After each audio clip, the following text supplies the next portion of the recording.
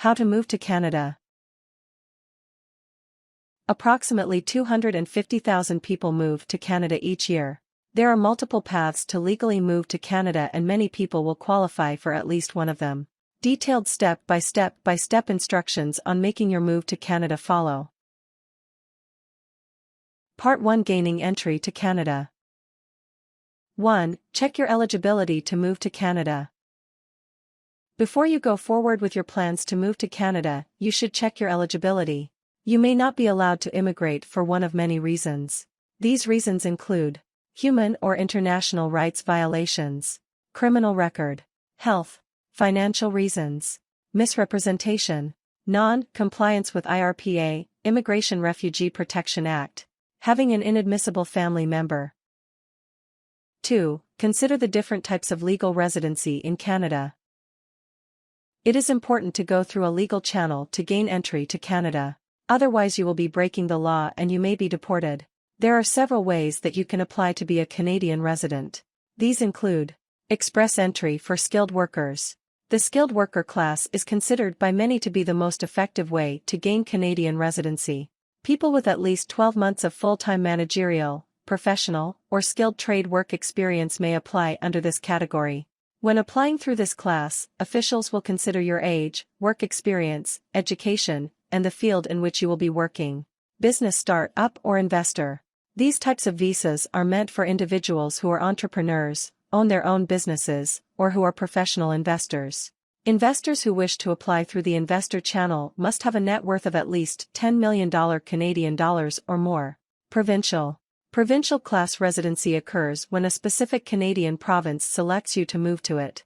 This form of residency is relatively rare. Family-sponsored. In the family class, your family members who already live in Canada can agree to sponsor your immigration to the country. Quebec selected. Quebec selected immigration is similar to provincial class residency, except it is the provincial government that selects you on behalf of the federal government. It is designed for students, business people, including the Quebec VIP Investment Visa Program, temporary workers, families, and refugees who only want to move to Quebec. International adoption. In the international adoption class, current Canadian citizens who have adopted a baby or child from another country can secure the child's Canadian residency. Refugees. People who are fleeing their home countries for safety reasons may also apply for residency by completing a refugee application. Sponsorship to help with the cost of the application and relocating to Canada is also available. Caregivers. If you are coming to Canada for the purpose of caring for a Canadian resident or citizen, then you may be able to apply for a caregiver visa. Self-employed. If you work for yourself, then you may be able to apply for a visa as a self-employed individual. Keep in mind that you may have to prove that you have an income of at least $40,000 per year and that you could continue to earn as much living in Canada. 3. Complete the appropriate application. Choose the application that is most relevant to your situation to apply for your visa. For example, if you are self-employed and planning to move to Canada, then you would need to fill out a different application than someone who is planning to move to Canada as a caregiver for someone else. Skilled workers can complete an express entry profile online if you want to speed up the process of moving to Canada. This profile includes information about yourself, your language skills, and your credentials. After you complete your express entry profile, you will also need to register with the Government of Canada's Job Bank, unless you already have a job offer. If you are applying for a self-employed, start-up visa, Quebec selected skilled worker, family-sponsored visa, or a provincial visa, then you will have to mail in your application. 4. Pay the application fee. The application fees can be quite high, especially if you will be requesting entry for a spouse and other dependents as well. For example, the application fee for an express entry application for an individual would be $550 Canadian dollars. However, if you are bringing a husband or wife and child as well, then the total application fee would be $1,250 Canadian dollars.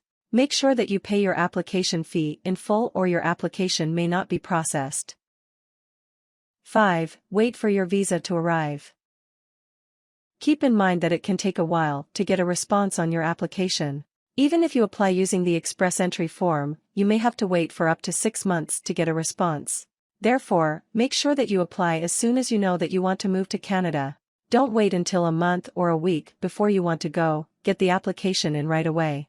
If your application is denied, then you will have to reapply, and you should only do so if your situation changes in a significant way.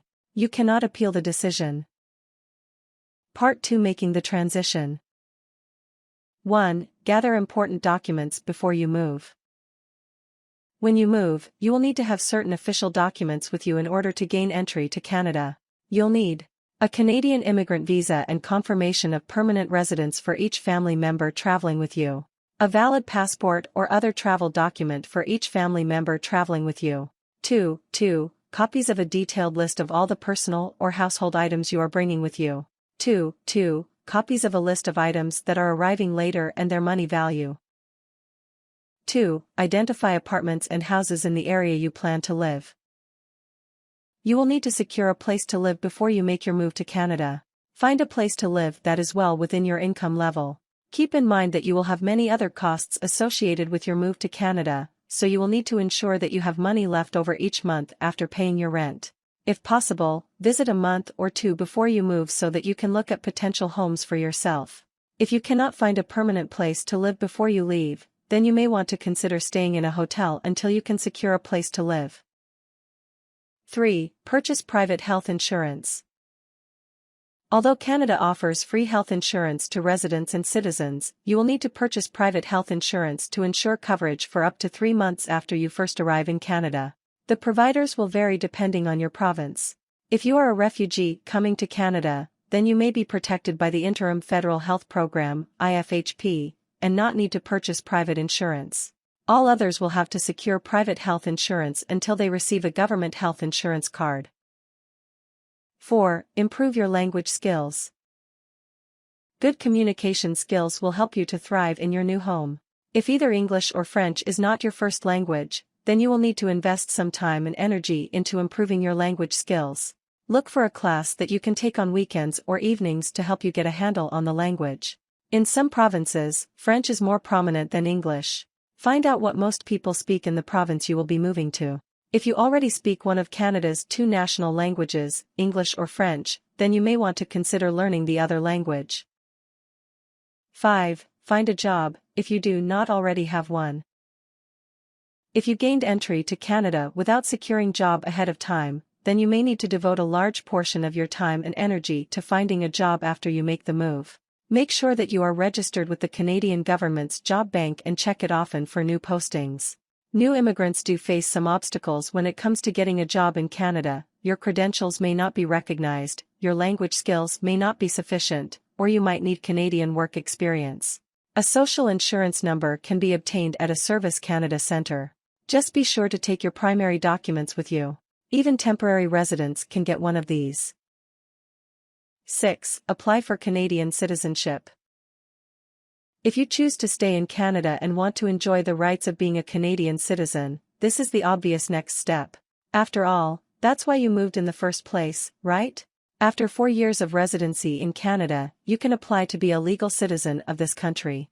In addition to living in the country for 3 years, you must also be at least 18 years of age, be able to speak English or French, have an understanding of Canadian social protocols, and have passed a Canadian government and politics exam. When these obligations are met, you will be granted legal Canadian citizenship. You will receive an invitation to attend a citizenship ceremony, where you will receive a certificate highlighting your Canadian citizenship. Tips.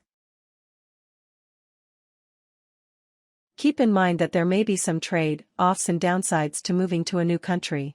For example, while you may benefit from free healthcare and lower cost of living, you will also have to get used to a new culture and develop a new social network.